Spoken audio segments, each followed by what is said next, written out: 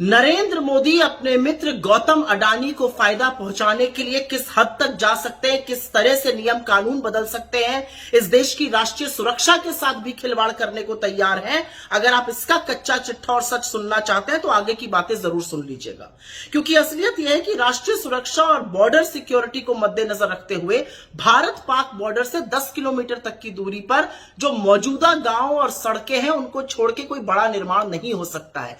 लेकिन असलियत यह भी है कि मोदी जी के परम मित्र गौतम अडानी आज की तारीख में पाकिस्तान बॉर्डर से महज 1 किलोमीटर की दूरी पर बड़े सोलर और विंड टर्बाइन प्लांट का निर्माण कर रहे हैं। असल में हुआ ऐसा कि एसईसीआई जो एक सरकारी कंपनी है, सेंट्रल गवर्नमेंट के अंदर आती है, solar energy corporation of India, जो कि रिन्यूएबल एनर्जी मंत्रालय के अंतर्गत आती है, उसको 23,000 हेक्टेयर की भूमि आवंटित करी थी गुजरात सरकार ने सोलर और विंड एनर्जी पर काम करने के लिए। एसईसीआई ने कहा कि क्योंकि ये सब प्रतिबंध है 10 किलोमीटर इत्यादि का, उनके लिए ये काम करना मुमकिन नहीं हो पाएगा। वो सिर्फ विंड टर्बाइन लगा सकते हैं, लेकिन अगर सोलर पैनल नहीं लगेगा तो ये उनके लिए प्रैग्मेटिक नहीं है, प्रैक्टिकल नहीं है।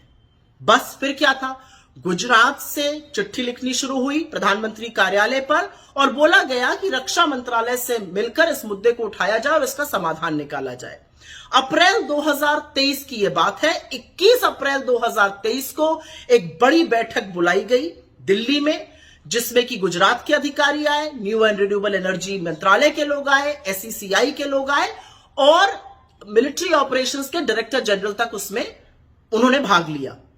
उस मीटिंग में आर्मी के वरिष्ठ लोगों ने कहा कि सोलर पैनल लग जाने से टैंक मूवमेंट और निगरानी करने में दिक्कत होगी, लेकिन डेवलपर्स ने उनको यह विश्वास दिलाया कि ऐसी दिक्कत नहीं होगी। हालांकि आर्मी ऑफिशियल्स ने बोला था सोलर पैनल का साइज बदला जाए, जिसको खारिज कर दिया गया इस डिमांड को। और उसके बाद रक्षा मंत्रालय ने उसी दिन यह फैसला लिया कि और मंजूरी दे दी कि पाकिस्तान से 2 किलोमीटर की दूरी पर, बॉर्डर से 2 किलोमीटर की दूरी पर सोलर पैनल और 1 किलोमीटर की दूरी पर विंड टर्बाइन लग सकती हैं। बस फिर क्या था, मोदी सरकार ने मई 2023 कुछ ही दिनों के अंदर इसको औपचारिक भी किया और सब मंत्रालयों को इसकी बाकायदा अधिसूचना जारी करके सूचना भी दे दी गई। लेकिन कमाल की बात यह है कि जिस एसईसीआई ने solar energy corporation of India, जो सरकारी कंपनी थी, जिसको 23,000 हेक्टेयर जमीन मिली थी, जिसने इतनी सारी दिक्कतें बताई थी, उसने एकाएक 3 महीने बाद वो जमीन गुजरात सरकार को सरेंडर कर दी, गुजरात सरकार को वापस कर दी। और खबर के मुताबिक कहा जा रहा है कि ये जो वापसी की गई, ये न्यू एंड रिन्यूएबल एनर्जी मंत्रालय के कहने पर की गई। और उसके बाद शुरू हुआ असल खेल, और असल खेल यह था कि गुजरात सरकार ने अपने आवंटन के जो रूल थे उसको बदला, क्योंकि पहले आवंटन सिर्फ सरकारी उपक्रमों को हो सकता था।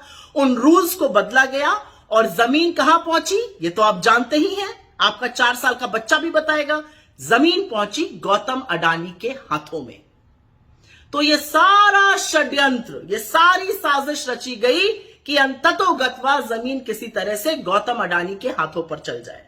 लेकिन यही नहीं, जो रूल्स बदले गए वो सिर्फ भारत पाक बॉर्डर के लिए ही नहीं, बांग्लादेश के बॉर्डर के लिए, चाइना के बॉर्डर के लिए, म्यांमार के बॉर्डर के लिए, नेपाल के बॉर्डर तक के लिए बदल दिए गए। लेकिन असलियत यह है कि इतनी बड़ी साजिश रची गई, पूरी साठगांठ हुई मोदी की केंद्र सरकार की, बीजेपी की गुजरात सरकार की, नियम बदले गए, नियम कानून ताक पे रखे गए और हमारी भूभागीय अखंडता के साथ खिलवाड़ करते हुए यह फैसला लिया गया। इतना बड़ा रणनीतिक फैसला, इसमें 2 दिक्कतें हैं। जमीन सस्ते दाम पर देनी थी अडानी को, और यह सारा षड्यंत्र, यह सारा ताना बाना इसलिए रचा गया था। और फिर से वही काम एक सरकारी कंपनी के साथ हुआ जो पहले एचएएल के साथ हुआ था, उनको दूध की मक्खी की तरह निकाल दिया गया। यह नरेंद्र मोदी का असली देश प्रेम है, यह उनका फर्जी राष्ट्रवाद है कि वो इस देश की भूभागीय अखंडता, हमारी बॉर्डर सिक्योरिटी, हमारी राष्ट्रीय सुरक्षा तक से खिलवाड़ करने को तैयार है। अडानी के चक्कर में मोदी क्या क्या कर गुजरेंगे, शायद इसका अंदाजा भी नहीं है हमें और आपको।